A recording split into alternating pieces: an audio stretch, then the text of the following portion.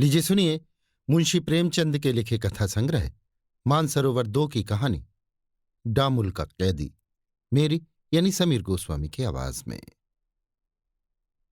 10 बजे रात का समय। एक विशाल भवन में एक सजा हुआ कमरा, बिजली की अंगीठी, बिजली का प्रकाश। बड़ा दिन आ गया है। सेठ खूबचंद जी अफसरों को डालियां भेजने का सामान कर रहे हैं। फलों, मिठाइयों, मेवों, खिलौनों की छोटी छोटी पहाड़ियां सामने रखी हैं। मुनीम जी अफसरों के नाम बोलते जाते हैं और सेठ जी अपने हाथों यथा सम्मान डालियां लगाते जाते हैं। खूबचंद जी एक मिल के मालिक हैं, बंबई के बड़े ठेकेदार। एक बार नगर के मेयर भी रह चुके हैं। इस वक्त भी कई व्यापारी सभाओं के मंत्री और व्यापार मंडल के सभापति हैं। इस धन यश मान की प्राप्ति में डालियों का कितना भाग है ये कौन कह सकता है, पर इस अवसर पर सेठ जी के 10-5 हजार बिगड़ जाते थे। अगर कुछ लोग उन्हें खुशामदी, टोढ़ी, जी हुजूर कहते हैं तो कहा करें, इससे सेठ जी का क्या बिगड़ता है। सेठ जी उन लोगों में नहीं है जो नेकी करके दरिया में डाल दें। पुजारी जी ने आकर कहा, सरकार बड़ा विलंब हो गया, ठाकुर जी का भोग तैयार है। अन्य धनिकों की भांति सेठ जी ने भी एक मंदिर बनवाया था।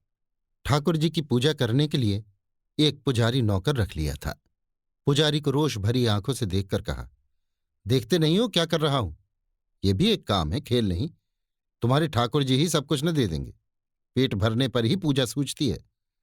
घंटे आध घंटे की देर हो जाने से ठाकुर जी भूखों न मर जाएंगे। पुजारी जी अपना समूह लेकर चले गए और सेठ जी फिर डालियां सजाने में मसरूफ हो गए। सेठ जी के जीवन का मुख्य काम धन कमाना था और उसके साधनों की रक्षा करना उनका मुख्य कर्तव्य। उनके सारे व्यवहार इसी सिद्धांत के अधीन थे। मित्रों से इसलिए मिलते थे कि उनसे धनोपार्जन में मदद मिलेगी। मनोरंजन भी करते थे तो व्यापार की दृष्टि से। दान बहुत देते थे पर उसमें भी यही लक्ष्य सामने रहता था। संध्या और वंदना उनके लिए पुरानी लकीर थी, जिसे पीटते रहने में स्वार्थ सिद्ध होता था, मानो कोई बेगार हो। सब कामों से छुट्टी मिली तो जाकर ठाकुर द्वारे में खड़े हो गए, चरणामृत लिया और चले आए। 1 घंटे के बाद पुजारी जी फिर सिर पर सवार हो गए। खूबचंद उनका मुंह देखते ही झुंझला उठे। जिस पूजा में तत्काल फायदा होता था उसमें कोई बार बार विघ्न डाले तो क्यों न बुरा लगे। बोले, कह दिया अभी मुझे फुर्सत नहीं है, खोपड़ी पर सवार हो गए। मैं पूजा का गुलाम नहीं हूं। जब घर में पैसे होते हैं तभी ठाकुर जी की पूजा होती है। घर में पैसे ना होंगे तो ठाकुर जी भी पूछने ना आएंगे। पुजारी हताश होकर चला गया और सेठ जी फिर अपने काम में लगे। सहसा उनके मित्र केशवराम जी पधारे। सेठ जी उठकर उनके गले लिपट गए और बोले, किधर से? मैं तो अभी तुम्हें बुलाने वाला था। केशवराव ने मुस्कुराकर कहा, इतनी रात गए डालियां ही लग रही, अब तो समेटो। कल का सारा दिन पड़ा है, लगा लेना। तुम कैसे इतना काम करते हो, मुझे तो यही आश्चर्य होता है। आज क्या प्रोग्राम था, याद है? सेठ जी ने गर्दन उठाकर स्मरण करने की चेष्टा करके कहा, क्या कोई विशेष प्रोग्राम था? मुझे तो याद नहीं आता। एकाएक स्मृति जाग उठती है। अच्छा वो बात, हाँ हाँ याद आ गया। अभी देर तो नहीं हुई, इस झमेले में ऐसा भूला कि जरा भी याद न रही। तो चलो फिर, मैंने तो समझा था तुम वहां पहुंच गए होगे। मेरे ना जाने से लैला नाराज तो नहीं हुई? ये तो वहां चलने पर मालूम होगा। तुम मेरी ओर से क्षमा मांग लेना। मुझे क्या गरज पड़ी है जो आपकी ओर से क्षमा मांगू? वो तो त्योरियां चढ़ाए बैठी है। कहने लगी, उन्हें मेरी परवाह नहीं तो मुझे भी उनकी परवाह नहीं। मुझे आने ही ना देती थी। मैंने शांत तो कर दिया, लेकिन कुछ बहाना करना पड़ेगा। खूबचंद ने आंख मारकर कहा, मैं कह दूंगा गवर्नर साहब ने जरूरी काम से बुला भेजा था। जी नहीं, ये बहाना वहां ना चलेगा। कहेगी तुम मुझसे पूछकर क्यों नहीं गए? वो अपने सामने गवर्नर को समझती ही क्या है? रूप और यौवन बड़ी चीज है भाई साहब, आप नहीं जानते। तो फिर तुम ही बताओ कौन सा बहाना करूं? अजी 20 बहाने हैं। कहना दोपहर से 106 डिग्री का ज्वर था, अभी उठाऊं। दोनों मित्र हंसे और लैला का मुजरा सुनने चले। सेठ खूबचंद का स्वदेशी मिल देश के बहुत बड़े मिलों में है। जब से स्वदेशी आंदोलन चला है, मिल के माल की खपत दूनी हो गई है। सेठ जी ने कपड़े की दर में 2 आने रुपए बढ़ा दिए हैं, फिर भी बिक्री में कोई कमी नहीं है। लेकिन इधर अनाज कुछ सस्ता हो गया है, इसलिए सेठ जी ने मजूरी घटाने की सूचना दे दी है। कई दिन से मजूरों के प्रतिनिधियों और सेठ जी में बहस होती रही। सेठ जी जौ भर भी न दबना चाहते थे। जब उन्हें आधी मजूरी पर नए आदमी मिल सकते हैं, तब वो क्यों अपने पुराने आदमियों को रखें। वास्तव में ये चाल पुराने आदमियों को भगाने ही के लिए चली गई थी। अंत में मजूरों ने यही निश्चय किया कि हड़ताल कर दी जाए। प्रातःकाल का समय है।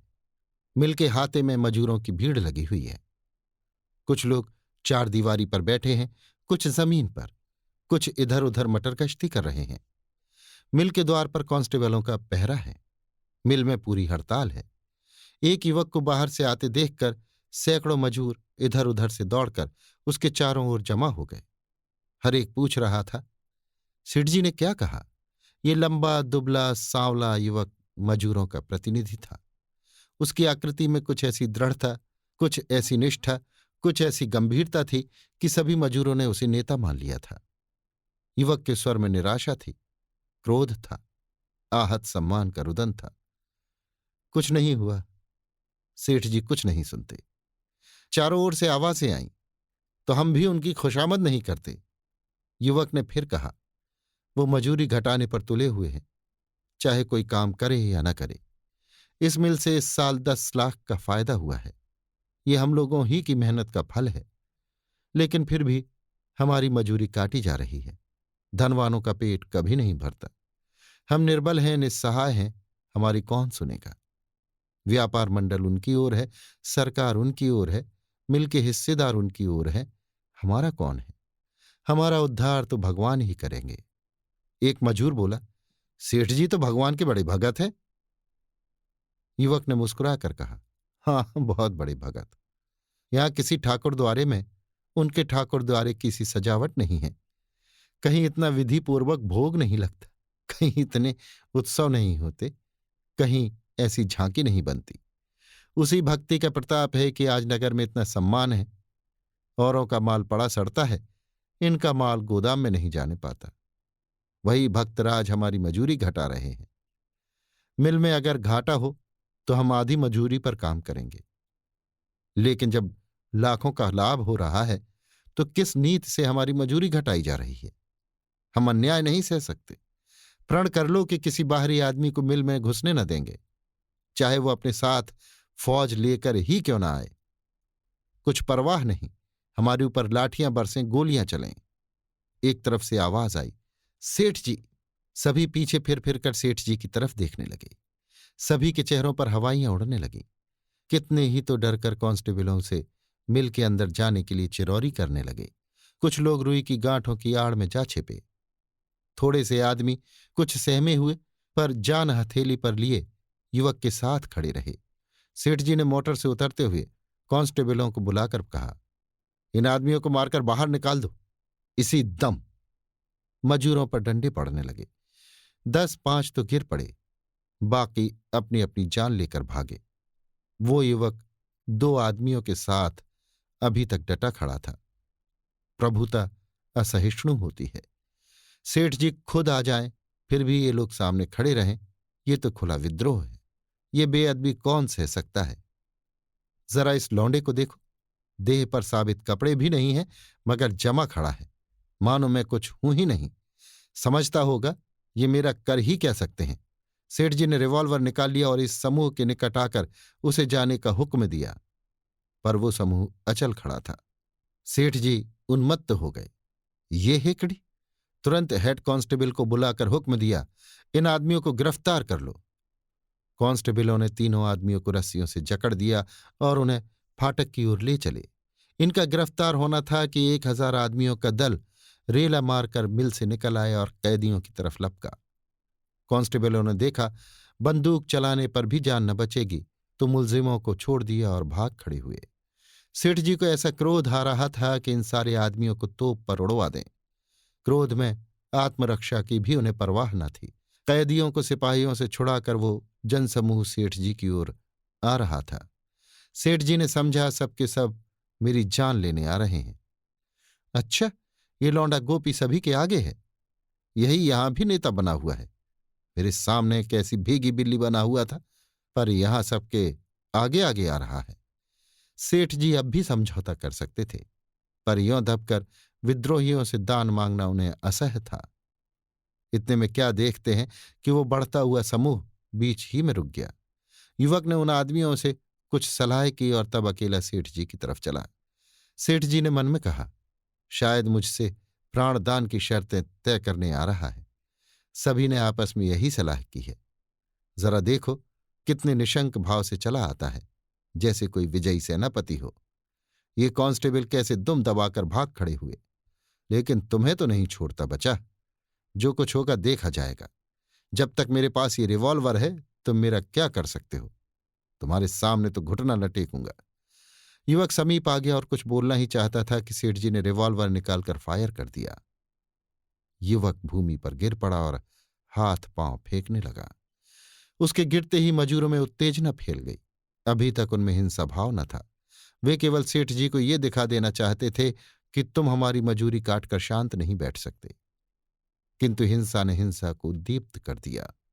सेठ जी ने देखा प्राण संकट में हैं और समतल भूमि पर रिवॉल्वर से भी देर तक प्राण रक्षा नहीं कर सकते, पर भागने का कहीं स्थान न था। जब कुछ न सूझा तो वो रुई की गांठ पर चढ़ गए और रिवॉल्वर दिखा दिखाकर नीचे वालों को ऊपर चढ़ने से रोकने लगे। नीचे 500-600 आदमियों का घेरा था। ऊपर सेठ जी अकेले रिवॉल्वर लिए खड़े थे। कहीं से कोई मदद नहीं आ रही है और प्रतिक्षण प्राणों की आशा क्षीण होती जा रही है। कांस्टेबलों ने भी अफसरों को यहां की परिस्थिति नहीं बतलाई। नहीं तो क्या अब तक कोई ना आता? केवल 5 गोलियों से कब तक जान बचेगी? एक क्षण में ये सब समाप्त हो जाएंगी। भूल हुई, मुझे बंदूक और कारतूस लेकर आना चाहिए था। फिर देखता इनकी बहादुरी, एक एक को भून कर रख देता। मगर क्या जानता था कि यहां इतनी भयंकर परिस्थिति आ खड़ी होगी। नीचे के एक आदमी ने कहा, लगा दो गांठों में आग, निकालो तो एक माचिस। रुई से धन कमाया है, रुई की चिता पर जले। तुरंत एक आदमी ने जेब से दिया सलाई निकाली और आग लगाना ही चाहता था कि सहसा वही जख्मी युवक पीछे से आकर सामने हो गया। उसके पांव में पट्टी बंधी हुई थी, फिर भी रक्त बह रहा था। उसका मुख पीला पड़ गया था और उसके तनाव से मालूम होता था कि युवक को असह्य वेदना हो रही है। उसे देखते ही लोगों ने चारों तरफ से आकर घेर लिया। उस हिंसा के उन्माद में भी अपने नेता को जीता जागता देखकर उनके हर्ष की सीमा न रही। जय घोष से आकाश गूंज उठा, गोपीनाथ की जय। जख्मी गोपीनाथ ने हाथ उठाकर समूह को शांत हो जाने का संकेत करके कहा, भाइयों, मैं तुमसे एक शब्द कहने आया हूं। कह नहीं सकता बचूंगा या नहीं। संभव है तुमसे ये मेरा अंतिम निवेदन हो। तुम क्या करने जा रहे हो? दरिद्र में नारायण का निवास है, क्या ऐसे मिथ्या करना चाहते हो? धनी को अपने धन का मद हो सकता है, तुम्हें किस बात का अभिमान है? तुम्हारे झोपड़ों में क्रोध और अहंकार के लिए कहाँ स्थान है? मैं तुमसे हाथ जोड़कर कहता हूं, सब लोग यहां से हट जाओ। अगर तुम्हें मुझसे कुछ स्नेह है, अगर मैंने तुम्हारी कुछ सेवा की है, तो अपने घर जाओ और सेठ जी को घर जाने दो। चारों तरफ से आपत्तिजनक आवाजें आने लगीं, लेकिन गोपीनाथ का विरोध करने का साहस किसी में न हुआ। धीरे धीरे लोग यहां से हट गए। मैदान साफ हो गया तो गोपीनाथ ने विनम्र भाव से सेठ जी से कहा, सरकार, अब आप चले जाएं। मैं जानता हूं आपने मुझे धोखे से मारा। मैं केवल यही कहने आपके पास आ रहा था जो अब कह रहा हूं। मेरा दुर्भाग्य था कि आपको भ्रम हुआ। ईश्वर की यही इच्छा थी। सेठ जी को गोपीनाथ पर कुछ श्रद्धा होने लगी है। नीचे उतरने में कुछ शंका अवश्य है, पर ऊपर भी तो प्राण बचने की कोई आशा नहीं है। वो इधर उधर सशंक नेत्रों से ताकते हुए उतरते हैं। जनसमूह कुछ 10 गज के अंतर पर खड़ा हुआ है। प्रत्येक मनुष्य की आंखों में विद्रोह और हिंसा भरी हुई है। कुछ लोग दबी जबान से पर सेठ जी को सुनाकर अशिष्ट आलोचनाएं कर रहे हैं, पर किसी में इतना साहस नहीं है कि उनके सामने आ सके। उस मरते हुए युवक के आदेश में इतनी शक्ति है। सेठ जी मोटर पर बैठकर चले ही थे कि गोपी जमीन पर गिर पड़ा। सेठ जी की मोटर जितनी तेजी से जा रही थी, उतनी ही तेजी से उनकी आंखों के सामने आहत गोपी का छाया चित्र भी दौड़ रहा था। भांति भांति की कल्पनाएं मन में आने लगीं। अपराधी भावनाएं चित्त को आंदोलित करने लगीं। अगर गोपी उनका शत्रु था तो उसने क्यों उनकी जान बचाई, ऐसी दशा में जब वो स्वयं मृत्यु के पंजे में था? इसका उनके पास कोई जवाब न था। निरपराध गोपी जैसे हाथ बांधे उनके सामने खड़ा कह रहा था, आपने मुझ बेगुनाह को क्यों मारा? भोग लिप्सा आदमी को स्वार्थांध बना देती है। फिर भी सेठ जी की आत्मा इतनी अभ्यस्त और कठोर न हुई थी कि एक निरपराध की हत्या करके उन्हें ग्लानि न होती। वो 100 युक्तियों से मन को समझाते थे, लेकिन न्याय बुद्धि किसी युक्ति को स्वीकार न करती थी। जैसे ये धारणा उनके न्याय द्वार पर बैठी सत्याग्रह कर रही थी और वरदान लेकर ही टलेगी। वो घर पहुंचे तो इतने दुखी और हताश थे मानो हाथों में हथकड़ियां पड़ी हों। प्रमिला ने घबराई हुई आवाज में पूछा, हड़ताल का क्या हुआ? अभी हो रही है या बंद हो गई? मजूरों ने दंगा फसाद तो नहीं किया? मैं तो बहुत डर रही थी। खूबचंद ने आराम कुर्सी पर लेटकर एक लंबी सांस ली और बोले, कुछ न पूछो, किसी तरह जान बच गई, बस यही समझ लो। पुलिस के आदमी तो भाग खड़े हुए, मुझे लोगों ने घेर लिया। भारी किसी तरह जान लेकर भागा। जब मैं चारों तरफ से घिर गया तो क्या करता? मैंने भी रिवॉल्वर छोड़ दिया। प्रमिला भयभीत होकर बोली, कोई जख्मी तो नहीं हुआ?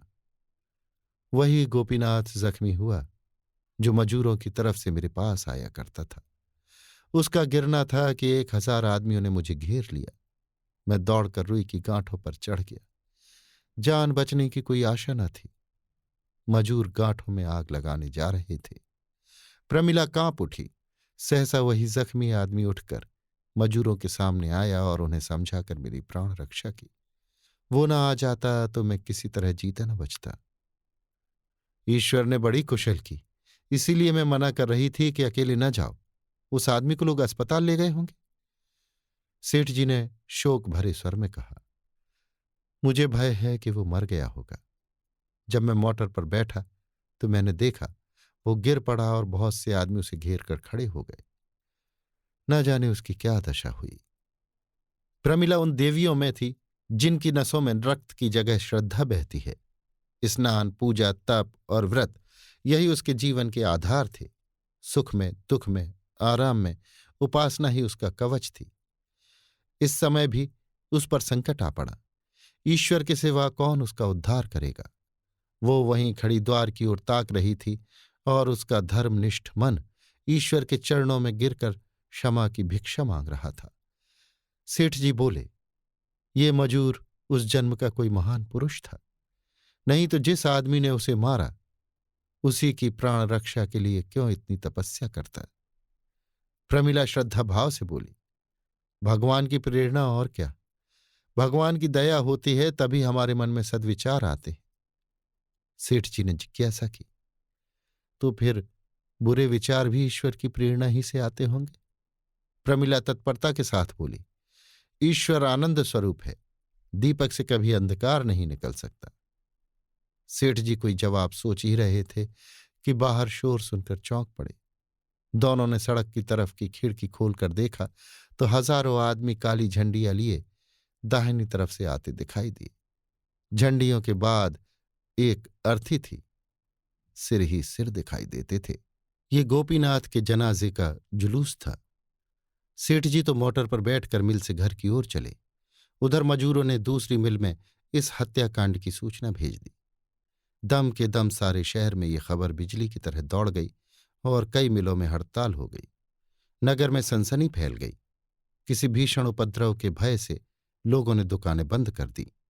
ये जुलूस नगर के मुख्य स्थानों का चक्कर लगाता हुआ सेठ खूबचंद के द्वार पर आया है और गोपीनाथ के खून का बदला लेने पर तुला हुआ है। उधर पुलिस अधिकारियों ने सेठ जी की रक्षा करने का निश्चय कर लिया है, चाहे खून की नदी ही क्यों न बह जाए। जुलूस के पीछे सशस्त्र पुलिस के 200 जवान डबल मार्च से उपद्रवकारियों का दमन करने चले आ रहे हैं। सेठ जी अभी अपने कर्तव्य का निश्चय न कर पाए थे कि विद्रोहियों ने कोठी के दफ्तर में घुसकर लेन देन के बही खातों को जलाना और तिजोरियों को तोड़ना शुरू कर दिया। मुनीम और अन्य कर्मचारी तथा चौकीदार सब के सब अपनी अपनी जान लेकर भागे। उसी वक्त बाईं ओर से पुलिस की दौड़ आ धमकी और पुलिस कमिश्नर ने विद्रोहियों को 5 मिनट के अंदर यहां से भाग जाने का हुक्म दे दिया। समूह ने एक स्वर से पुकारा, गोपीनाथ की जय। 1 घंटा पहले अगर ऐसी परिस्थिति उत्पन्न हुई होती तो सेठ जी ने बड़ी निश्चिंतता से उपद्रवकारियों को पुलिस की गोलियों का निशाना बनने दिया होता। लेकिन गोपीनाथ के उस देवोपम सौजन्य और आत्मसमर्पण ने जैसे उनके मनः स्थित विकारों का शमन कर दिया था, और अब साधारण औषधि भी उन पर रामबाण का सा चमत्कार दिखाती थी। उन्होंने प्रमिला से कहा, मैं जाकर सबके सामने अपना अपराध स्वीकार किए लेता हूं, नहीं तो मेरे पीछे न जाने कितने घर मिट जाएंगे। प्रमिला ने कांपते हुए स्वर में कहा, यहीं खिड़की से आदमियों को क्यों नहीं समझा देते? वे जितना मजूरी बढ़ाने को कहते हैं बढ़ा दो। इस समय तो उन्हें मेरे रक्त की प्यास है, मजूरी बढ़ाने का उन पर कोई असर न होगा। सजल नेत्रों से देखकर प्रमिला बोली, तब तो तुम्हारे ऊपर हत्या का अभियोग चल जाएगा। सेठ जी ने धीरता से कहा, भगवान की यही इच्छा है तो हम क्या कर सकते हैं? एक आदमी का जीवन इतना मूल्यवान नहीं है कि उसके लिए असंख्य जानें ली जाएं। प्रमिला को मालूम हुआ साक्षात भगवान सामने खड़े हैं। वो पति के गले से लिपट कर बोली, मुझे क्या कहे जाते हो? सेठ जी ने उसे गले लगाते हुए कहा, भगवान तुम्हारी रक्षा करेंगे। उनके मुख से और कोई शब्द न निकला। प्रमिला की हिचकियां बंधी हुई थीं। उसे रोता छोड़कर सेठ जी नीचे उतरे। वो सारी संपत्ति जिसके लिए उन्होंने जो कुछ करना चाहिए वो भी किया, जो कुछ ना करना चाहिए वो भी किया, जिसके लिए खुशामद की, छल किया, अन्याय किए, जिसे वो अपने जीवन तप का वरदान समझते थे, आज कदाचित सदा के लिए उनके हाथ से निकली जाती थी। पर उन्हें जरा भी मोह न था, जरा भी खेद न था। वो जानते थे उन्हें डामुल की सजा होगी। ये सारा कारोबार चौपट हो जाएगा, ये संपत्ति धूल में मिल जाएगी। कौन जाने प्रमिला से फिर भेंट होगी या नहीं। कौन मरेगा, कौन जिएगा, कौन जानता है। मानो वो स्वेच्छा से यमदूतों का आह्वान कर रहे हों, और वो वेदनामय विवशता जो हमें मृत्यु के समय दबा लेती है, उन्हें भी दबाए हुए थी। प्रमिला उनके साथ ही साथ नीचे तक आई। वो उनके साथ उस समय तक रहना चाहती थी जब तक जनता उसे पृथक न कर दे। लेकिन सेठ जी उसे छोड़कर जल्दी से बाहर निकल गए और वो खड़ी रोती रह गई। बलि पाते ही विद्रोह का पिशाच शांत हो गया। सेठ जी 1 सप्ताह हवालात में रहे, फिर उन पर अभियोग चलने लगा। बंबई के सबसे नामी बैरिस्टर गोपी की तरफ से पैरवी कर रहे थे। मजूरों ने चंदे से अपार धन एकत्र किया था और यहां तक तुले हुए थे कि अगर अदालत से सेठ जी बरी भी हो जाएं तो उनकी हत्या कर दी जाए। नित्य इजलास में कई हजार कुली जमा रहते। अभियोग सिद्ध ही था। मुलजिम ने अपना अपराध स्वीकार कर लिया था। उनके वकीलों ने उनके अपराध को हल्का करने की दलीलें पेश की। फैसला ये हुआ कि 14 साल का काला पानी हो गया। सेठ जी के जाते ही मानो लक्ष्मी रूठ गई, जैसे उस विशालकाय वैभव की आत्मा निकल गई हो। साल भर के अंदर उस वैभव का कंकाल मात्र रह गया। मिल तो पहले ही बंद हो चुकी थी, लेना देना चुकाने पर कुछ न बचा। यहां तक कि रहने का घर भी हाथ से निकल गया। प्रमिला के पास लाखों के आभूषण थे। वो चाहती तो उन्हें सुरक्षित रख सकती थी, पर त्याग की धुन में उन्हें भी निकाल फेंका।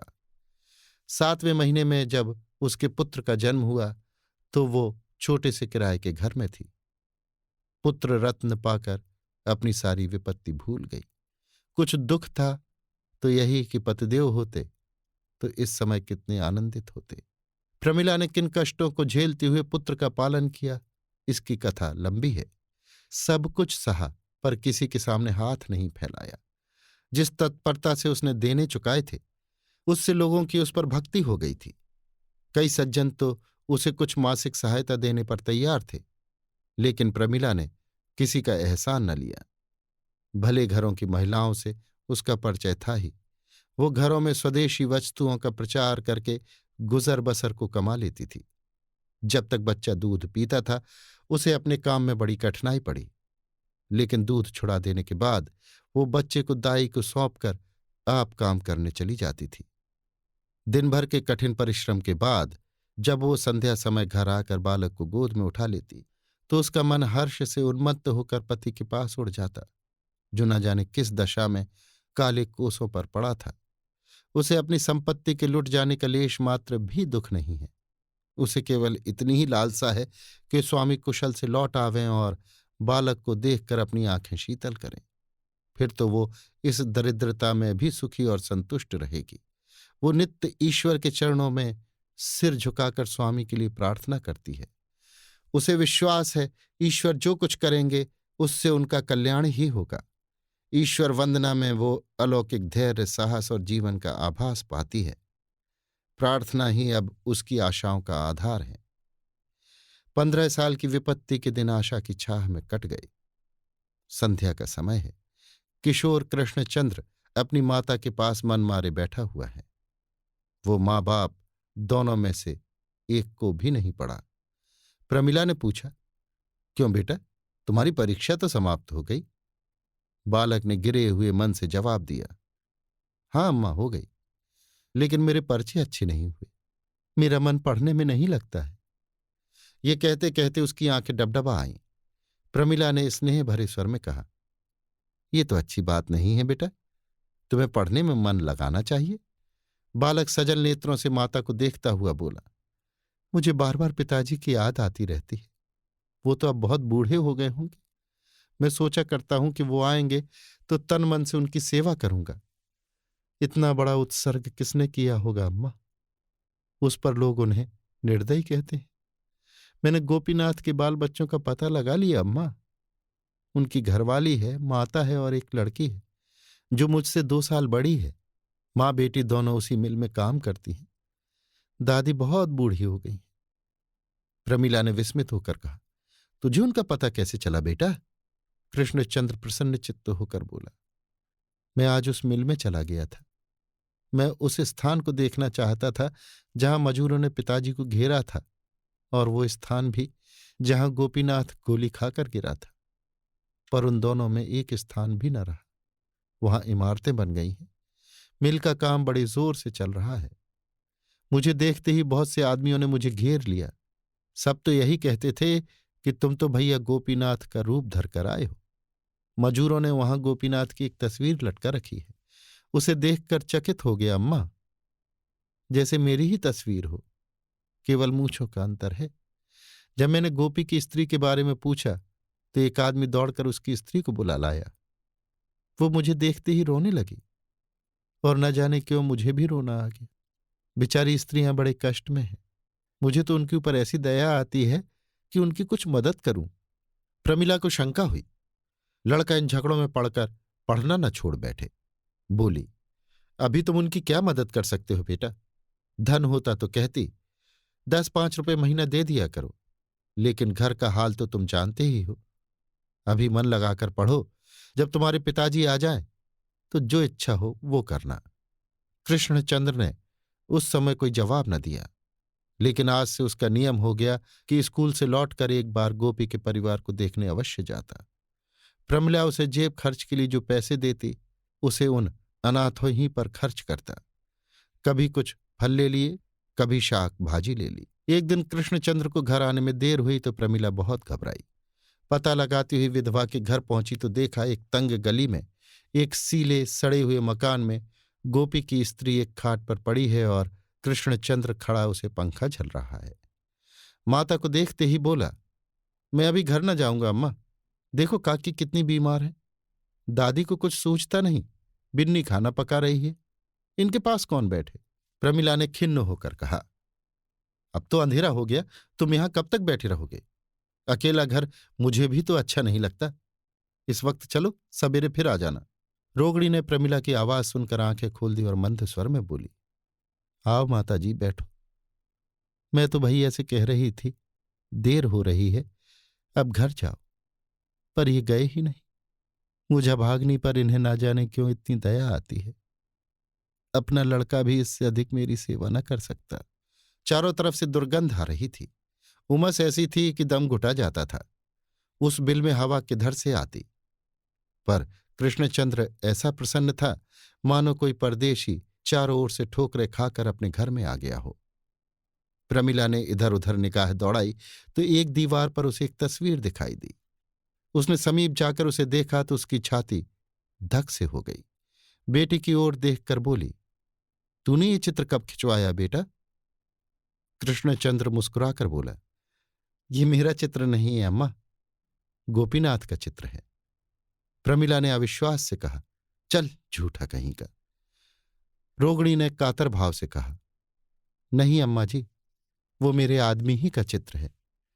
भगवान की लीला कोई नहीं जानता, पर भैया की सूरत इतनी मिलती है कि मुझे अचरज होता है। जब मेरा ब्याह हुआ था तब उनकी यही उम्र थी और सूरत भी बिल्कुल यही। यही हंसी थी, यही बातचीत और यही स्वभाव। क्या रहस्य है मेरी समझ में नहीं आता। माताजी, जब से ये आने लगे हैं कह नहीं सकती मेरा जीवन कितना सुखी हो गया। इस मोहल्ले में सब हमारे ही जैसे मजूर रहते हैं। उन सबों के साथ ये लड़के की तरह रहते हैं। सब इन्हें देखकर निहाल हो जाते हैं। प्रमिला ने कोई जवाब न दिया। उसके मन पर एक अव्यक्त शंका छाई थी, मानो उसने कोई बुरा सपना देखा हो। उसके मन में बार बार एक प्रश्न उठ रहा था जिसकी कल्पना ही से उसके रोए खड़े हो जाते थे। सहसा उसने कृष्णचंद्र का हाथ पकड़ लिया और बलपूर्वक खींचती हुई द्वार की ओर चली, मानो कोई उसे उसके हाथों से छीने लिए जाता हो।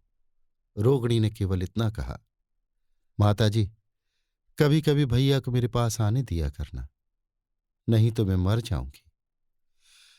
15 साल के बाद भूतपूर्व सेठ खूबचंद अपने नगर के स्टेशन पर पहुंचे। हरा भरा वृक्ष ठूंठ होकर रह गया था। चेहरे पर झुर्रियां पड़ी हुई, सिर पर बाल सन, दाढ़ी जंगल की तरह बढ़ी हुई, दांतों का कहीं नाम नहीं, कमर झुकी हुई।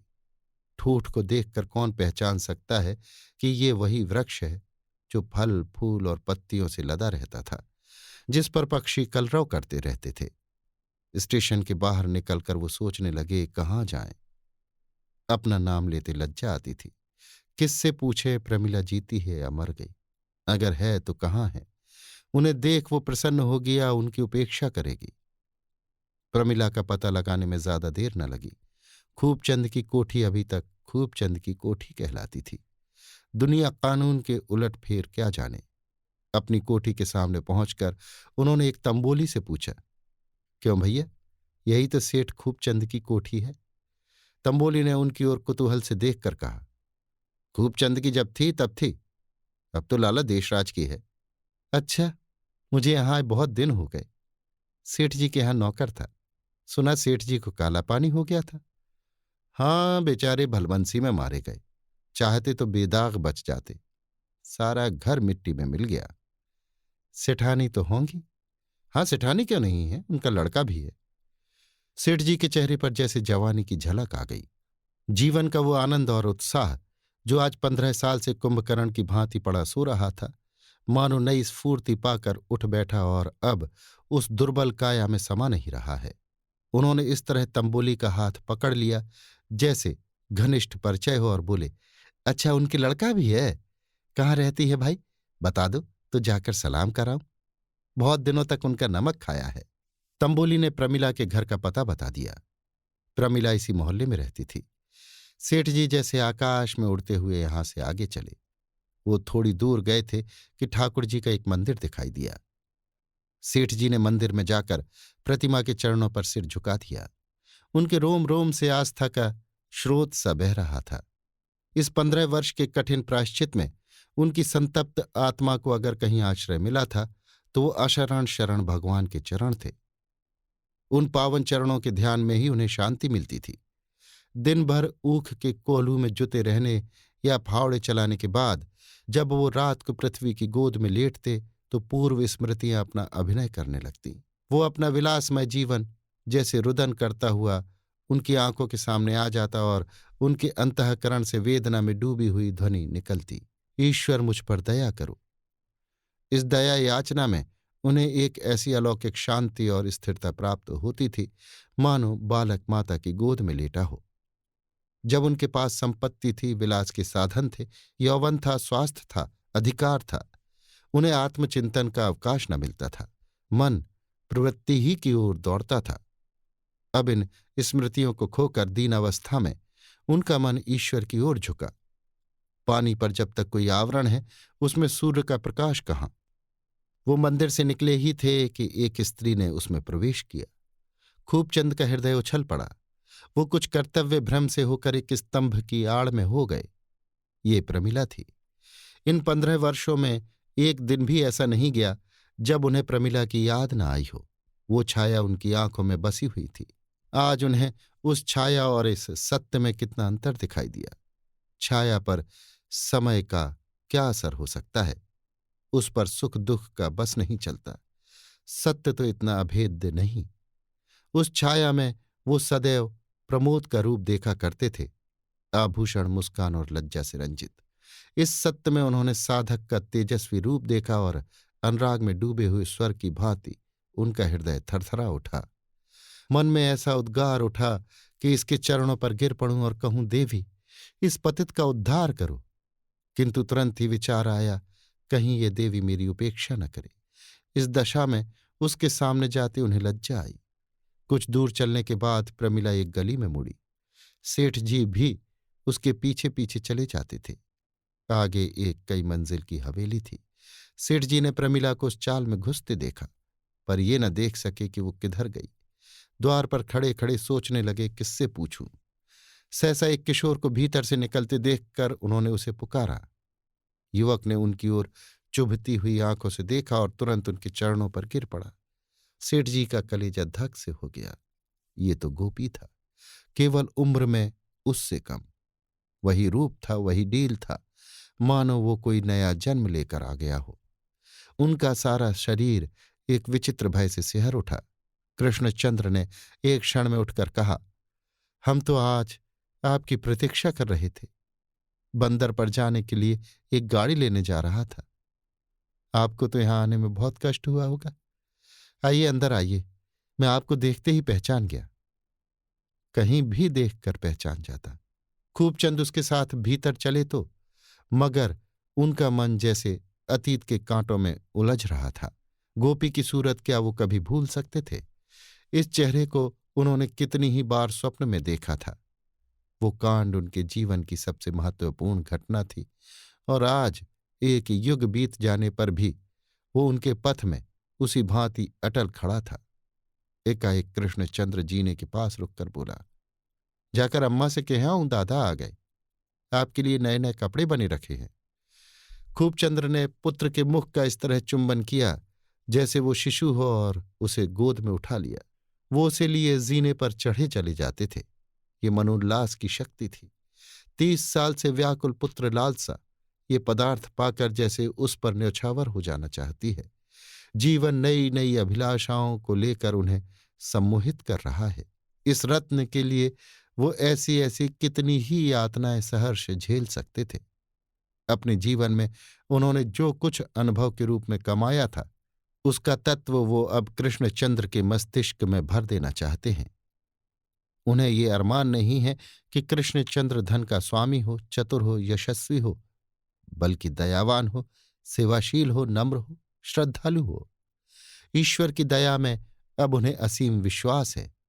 नहीं तो उन जैसा अधम व्यक्ति क्या इस योग्य था कि इस कृपा का पात्र बनता? और प्रमिला तो साक्षात लक्ष्मी है। कृष्णचंद्र भी पिता को पाकर निहाल हो गया है। अपनी सेवाओं से मानो उनके अतीत को भुला देना चाहता है। मानो पिता की सेवा के लिए ही उसका जन्म हुआ है। मानो वो पूर्व जन्म का कोई ऋण चुकाने के लिए ही संसार में आया है। आज सेठ जी को आए 7वां दिन है। संध्या का समय है। सेठ जी संध्या करने जा रहे हैं कि गोपीनाथ की लड़की बिन ने आकर प्रमिला से कहा, माता जी, अम्मा का जी अच्छा नहीं है, भैया को बुला रही हैं। प्रमिला ने कहा, आज तो वो ना जा सकेगा, उसके पिता आ गए हैं, उनसे बातें कर रहा है। कृष्णचंद्र ने दूसरे कमरे में से उसकी बातें सुन ली। तुरंत आकर बोला, नहीं अम्मा, मैं दादा से पूछकर जरा देर के लिए चला जाऊंगा। प्रमिला ने बिगड़कर कहा, तू कहाँ जाता है? तू कहीं जाता है तो तुझे घर की सुध ही नहीं रहती। ना जाने उन सबों ने तुझे क्या बूटी सुंघा दी है। मैं बहुत जल्दी चला आऊंगा अम्मा, तुम्हारे पैरों पड़ता हूं। तू भी कैसा लड़का है, वो बेचारे अकेले बैठे हुए हैं और तुझे वहां जाने की पड़ी हुई है। सेठ जी ने भी ये बातें सुनी, आकर बोले, क्या हरज है, जल्दी आने को कह रहे हैं तो जाने दो। कृष्णचंद्र प्रसन्नचित्त बिन्नी के साथ चला गया। एक क्षण के बाद प्रमिला ने कहा, जब से मैंने गोपी की तस्वीर देखी है, मुझे नित्य शंका बनी रहती है कि न जाने भगवान क्या करने वाले हैं। बस यही मालूम होता है। सेठ जी ने गंभीर स्वर में कहा, मैं तो पहली बार देखकर चकित रह गया था। जान पड़ा गोपीनाथ ही खड़ा है। गोपी की घरवाली कहती है कि इसका स्वभाव भी गोपी ही कैसा है। सेठ जी गूढ़ मुस्कान के साथ बोले, भगवान की लीला है कि जिसकी मैंने हत्या की वो मेरा पुत्र हो। मुझे तो विश्वास है गोपीनाथ ने ही इसमें अवतार लिया है। प्रमिला ने माथे पर हाथ रखकर कहा, यही सोचकर तो कभी कभी मुझे न जाने कैसी कैसी शंका होने लगती है। सेठ जी ने श्रद्धा भरी आंखों से देखकर कहा, भगवान हमारे परम सुहृद है। वो जो कुछ करते हैं प्राणियों के कल्याण के लिए करते हैं। हम समझते हैं हमारे साथ विधि ने अन्याय किया है, पर यह हमारी मूर्खता है। विधि अबोध बालक नहीं है जो अपने ही सिरजे हुए खिलौने को तोड़ फोड़ कर आनंदित होता है। न वो हमारा शत्रु है जो हमारा अहित करने में सुख मानता है। वो परम दयालु है, मंगल रूप है। यही अवलंब था जिसने निर्वासन काल में मुझे सर्वनाश से बचाया। इस आधार के बिना कह नहीं सकता मेरी नौका कहाँ कहाँ भटकती और उसका क्या अंत होता। बिन्नी ने कई कदम चलने के बाद कहा, मैंने तुमसे झूठ मूठ कहा कि अम्मा बीमार हैं। अम्मा तो अब बिल्कुल अच्छी हैं। तुम कई दिन से गए नहीं, इसीलिए उन्होंने मुझसे कहा इस बहाने से बुला लाना, तुमसे वो एक सलाह करेंगी। कृष्णचंद्र ने कुतूहल भरी आंखों से देखा। मुझसे सलाह करेंगी? मैं भला क्या सलाह दूंगा? मेरे दादा आ गए इसीलिए नहीं आ सका। तुम्हारे दादा आ गए तो उन्होंने पूछा होगा ये कौन लड़की है?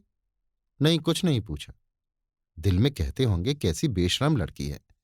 दादा ऐसे आदमी नहीं है। मालूम हो जाता ये कौन है तो बड़े प्रेम से बातें करते। मैं तो कभी कभी डरा करता हूं कि ना जाने उनका मिजाज कैसा हो।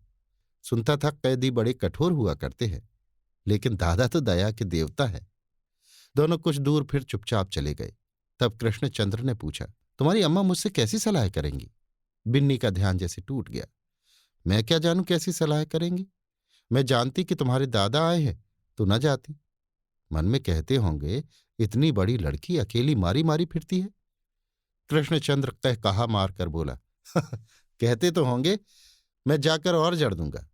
बिन्नी बिगड़ गई। तुम क्या जड़ दोगे? बताओ मैं कहाँ घूमती हूं? तुम्हारे घर के सिवा मैं और कहाँ जाती हूं? मेरे जी में जो आएगा वो कहूंगा, नहीं तो मुझे बता दो कैसी सलाह है। तो मैंने कब कहा था कि नहीं बताऊंगी? कल हमारे मिल में फिर हड़ताल होने वाली है। हमारा मैनेजर इतना निर्दयी है कि किसी को 5 मिनट की भी देर हो जाए तो आधे दिन की तलब काट लेता है, और 10 मिनट देर हो जाए तो दिन भर की मजूरी गायब। कई बार सबों ने जाकर उससे कहा सुना, मगर मानता ही नहीं। तुम हो तो जरा से, पर अम्मा का ना जाने तुम पर क्यों इतना विश्वास है, और मजूर लोग भी तुम्हारे ऊपर बड़ा भरोसा रखते हैं। सबकी सलाह है कि तुम एक बार मैनेजर के पास जाकर दो टूक बातें कर लो, हाँ या नहीं। अगर वो अपनी बात पर अड़ा रहे तो फिर हम भी हड़ताल करेंगे। कृष्णचंद्र विचारों में मग्न था, कुछ न बोला। बिन्नी ने फिर उद्दंड भाव से कहा, ये कड़ाई इसीलिए तो है कि मैनेजर जानता है हम बेबस हैं और हमारे लिए और कहीं ठिकाना नहीं है, तो हमें भी दिखा देना है कि हम चाहे भूखों मरेंगे मगर अन्याय न सहेंगे। कृष्णचंद्र ने कहा, उपद्रव हो गया तो गोलियां चलेंगी? तो चलने दो, हमारे दादा मर गए तो क्या हम लोग जिए नहीं? दोनों घर पहुंचे तो वहां द्वार पर बहुत से मजूर जमा थे और इसी विषय पर बातें हो रही थीं। कृष्णचंद्र को देखते ही सभी ने चिल्लाकर कहा, लो भैया आ गए। वही मिल है जहां सेठ खूबचंद ने गोलियां चलाई थी। आज उन्हीं का पुत्र मजदूरों का नेता बना हुआ गोलियों के सामने खड़ा है। कृष्णचंद्र और मैनेजर में बातें हो चुकी। मैनेजर ने नियमों को नर्म करना स्वीकार न किया। हड़ताल की घोषणा कर दी गई। आज हड़ताल है। मजदूर मिल के हाथे में जमा है और मैनेजर ने मिल की रक्षा के लिए फौजी गारद बुला लिया है। मिल के मजदूर उपद्रव नहीं करना चाहते थे। हड़ताल केवल उनके असंतोष का प्रदर्शन थी। लेकिन फौजी गारद देखकर मजदूरों को भी जोश आ गया। दोनों तरफ से तैयारी हो गई है। एक ओर गोलियां हैं, दूसरी ओर ईंट पत्थर के टुकड़े। युवक कृष्णचंद्र ने कहा, आप लोग तैयार हैं? हमें मिल के अंदर जाना है, चाहे सब मार डाले जाएं। बहुत सी आवाजें आईं, सब तैयार हैं। जिसके बाल बच्चे हों वो अपने घर चला जाए। बिन्नी पीछे खड़ी खड़ी बोली, बाल बच्चे सबकी रक्षा भगवान करता है। कई मजदूर घर लौटने का विचार कर रहे थे। इस वाक्य ने उन्हें स्थिर कर दिया। जय जयकार हुई और 1000 मजदूरों का दल मिल द्वार की ओर चला। फौजी गारद ने गोलियां चलाईं। सबसे पहले कृष्णचंद्र, फिर और कई आदमी गिर पड़े। लोगों के पांव उखड़ने लगे। उसी वक्त खूबचंद नंगे सिर, नंगे पांव हाथे में पहुंचे और कृष्णचंद्र को गिरते देखा। परिस्थिति उन्हें घर ही पर मालूम हो गई थी।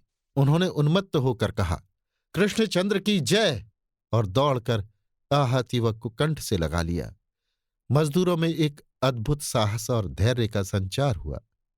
खूबचंद, इस नाम ने जादू का काम किया। इस 15 साल में खूबचंद ने शहीद का ऊंचा पद प्राप्त कर लिया था। उन्हीं का पुत्र आज मजदूरों का नेता है। धन्य है भगवान की लीला। सेठ जी ने पुत्र की लाश जमीन पर लिटा दी और अविचलित भाव से बोले, भाइयों, ये लड़का मेरा पुत्र था। मैं 15 साल डामुल काट कर लौटा तो भगवान की कृपा से मुझे इसके दर्शन हुए। आज 8वां दिन है। आज फिर भगवान ने उसे अपनी शरण में ले लिया। वो भी उन्हीं की कृपा थी, ये भी उन्हीं की कृपा है। मैं जो मूर्ख अज्ञानी तब था वही अब भी हूं। हां, इस बात का मुझे गर्व है कि भगवान ने मुझे ऐसा वीर बालक दिया। अब आप लोग मुझे बधाइयां दें। किसे ऐसी वीर गति मिलती है? अन्याय के सामने जो छाती खोलकर खड़ा हो जाए वही तो सच्चा वीर है। इसलिए बोलिए, कृष्णचंद्र की जय। 1000 गलों से जय ध्वनि निकली और उसी के साथ सब के सब हल्ला मारकर दफ्तर के अंदर घुस गए। गारद के जवानों ने एक बंदूक भी न चलाई। इस विलक्षण कांड ने इन्हें स्तंभित कर दिया था। मैनेजर ने पिस्तौल उठा लिया और खड़ा हो गया। देखा तो सामने सेठ खूबचंद। लज्जित होकर बोला, मुझे बड़ा दुख है कि आज देवगति से ऐसी दुर्घटना हो गई, पर आप खुद समझ सकते हैं क्या कर सकता था। सेठ जी ने शांत स्वर में कहा, ईश्वर जो कुछ करता है हमारे कल्याण के लिए करता है। अगर इस बलिदान से मजदूरों का कुछ हित हो तो मुझे जरा भी खेद न होगा। मैनेजर सम्मान भरे स्वर में बोला, लेकिन इस धारणा से तो आदमी को संतोष नहीं होता। ज्ञानियों का भी मन चंचल हो ही जाता है। सेठ जी ने इस प्रसंग का अंत कर देने के इरादे से कहा, तो अब आप क्या निश्चय कर रहे हैं? मैनेजर सकुचाता हुआ बोला, मैं इस विषय में स्वतंत्र नहीं हूं। स्वामियों की जो आज्ञा थी उसका मैं पालन कर रहा था। सेठ जी कठोर स्वर में बोले, अगर आप समझते हैं कि मजदूरों के साथ अन्याय हो रहा है तो आपका धर्म है कि उनका पक्ष लीजिए। अन्याय में सहयोग करना अन्याय करने के ही समान है। एक तरफ तो मजदूर लोग कृष्णचंद्र के दाह संस्कार का आयोजन कर रहे थे, दूसरी तरफ दफ्तर में मिल के डायरेक्टर और मैनेजर सेठ खूबचंद के साथ बैठे कोई ऐसी व्यवस्था सोच रहे थे कि मजदूरों के प्रति इस अन्याय का अंत हो जाए। 10 बजे सेठ जी ने बाहर निकलकर मजदूरों को सूचना दी, मित्रों, ईश्वर को धन्यवाद दो कि उसने तुम्हारी विनय स्वीकार कर ली। तुम्हारी हाजिरी के लिए अब नए नियम बनाए जाएंगे और जुर्माने की वर्तमान प्रथा उठा दी जाएगी। मजदूरों ने सुना, पर उन्हें वो आनंद न हुआ जो 1 घंटा पहले होता। कृष्णचंद्र की बलि देखकर बड़ी से बड़ी रियासत भी उनकी निगाहों में हे थी। अभी अर्थी न उठने पाई थी कि प्रमिला लाल आंखें किए उन्मत्त सी दौड़ी आई और उस देह से चिमट गई जिसे उसने अपने उदर से जन्म दिया और अपने रक्त से पाला था। चारों तरफ हाहाकार मच गया। मजदूर और मालिक ऐसा कोई नहीं था जिसकी आंखों से आंसुओं की धारा न निकल रही हो। सेठ जी ने समीप जाकर प्रमिला के कंधों पर हाथ रखा और बोले, क्या करती हो प्रमिला? जिसकी मृत्यु पर हंसना और ईश्वर को धन्यवाद देना चाहिए उसकी मृत्यु पर रोती हो। प्रमिला उसी तरह शव को हृदय से लगाए पड़ी रही। जिस निधि को पाकर उसने विपत्ति को संपत्ति समझा था, पति वियोग से अंधकारमय जीवन में जिस दीपक से आशा, धैर्य और अवलंब पा रही थी, वो दीपक बुझ गया था। जिस विपत्ति को पाकर ईश्वर की निष्ठा और भक्ति उसके रोम रोम में व्याप्त हो गई थी, वो विभूति उससे छीन ली गई थी। सहसा उसने पति को अस्थिर नेत्रों से देखकर कहा, तुम समझते होगे ईश्वर जो कुछ करता है हमारे कल्याण के लिए ही करता है। मैं ऐसा नहीं समझती, समझ ही नहीं सकती। कैसे समझूं? हाय मेरे लाल, मेरे लाडले, मेरे राजा, मेरे सूर्य, मेरे चंद्र, मेरे जीवन के आधार, मेरे सर्वस्व, तुझे खोकर कैसे चित्त को शांत रखूं? जिसे गोद में देखकर मैंने अपने भाग्य को धन्य माना था, उसे आज धरती पर पड़ा देखकर हृदय को कैसे संभालूं? हाय नहीं मानता। ये कहते हुए उसने जोर से छाती पीट ली। उसी रात को शोकातुर माता संसार से प्रस्थान कर गई। पक्षी अपने बच्चे की खोज में पिंजरे से निकल गया। 3 साल बीत गए। श्रमजीवियों के मोहल्ले में आज कृष्णाष्टमी का उत्सव है। उन्होंने आपस में चंदा करके एक मंदिर बनवाया है।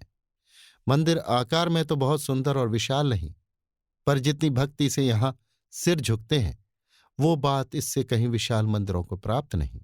यहां लोग अपनी संपत्ति का प्रदर्शन करने नहीं, बल्कि अपनी श्रद्धा की भेंट देने आते हैं। मजूर स्त्रियां गा रही हैं, बालक दौड़ दौड़ कर छोटे मोटे काम कर रहे हैं और पुरुष झांकी के बनाव श्रृंगार में लगे हुए हैं। उसी वक्त सेठ खूबचंद आए। स्त्रियां और बालक उन्हें देखते ही चारों ओर से दौड़कर जमा हो गए। ये मंदिर उन्हीं के सतत उद्योग का फल है। मजूर परिवारों की सेवा ही अब उनके जीवन का उद्देश्य है। उनका छोटा सा परिवार अब विराट रूप हो गया है। उनके सुख को वो अपना सुख और उनके दुख को अपना दुख मानते हैं। मजूरों में शराब, जुए और दुराचरण की वो कसरत नहीं रही। सेठ जी की सहायता, सत्संग और सद्व्यवहार पशुओं को मनुष्य बना रहा है।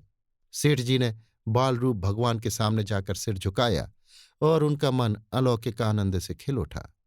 उस झांकी में उन्हें कृष्णचंद्र की झलक दिखाई दी। एक ही क्षण में उसने जैसे गोपीनाथ का रूप धारण किया। दाहिने ओर से देखते थे तो कृष्णचंद्र, बाईं ओर से देखते थे तो गोपीनाथ। सेठ जी का रोम रोम पुलकित हो उठा। भगवान की व्यापक दया का रूप आज जीवन में पहली बार उन्हें दिखाई दिया। अब तक भगवान की दया को वो सिद्धांत रूप से मानते थे। आज उन्होंने उसका प्रत्यक्ष रूप देखा। एक पथभ्रष्ट, पतनोन्मुखी आत्मा के उद्धार के लिए इतना दैवीय विधान, इतनी अनवरत ईश्वरीय प्रेरणा। सेठ जी के मानस पट पर अपना संपूर्ण जीवन सिनेमा चित्रों की भांति दौड़ गया। उन्हें जान पड़ा जैसे आज 20 वर्ष से ईश्वर की कृपा उन पर छाया किए हुए है। गोपीनाथ का बलिदान क्या था?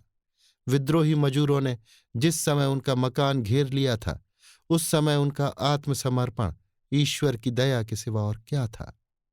15 साल के निर्वासित जीवन में फिर कृष्णचंद्र के रूप में कौन उनकी आत्मा की रक्षा कर रहा था? सेठ जी के अंतःकरण से भक्ति की विह्वलता में डूबी हुई जय ध्वनि निकली, कृष्ण भगवान की जय। और जैसे संपूर्ण ब्रह्मांड दया के प्रकाश से जगमगा उठा। अभी आप सुन रहे थे मुंशी प्रेमचंद के लिखे कथा संग्रह मानसरोवर 2 की कहानी डामुल का कैदी, मेरी यानी समीर गोस्वामी की आवाज में।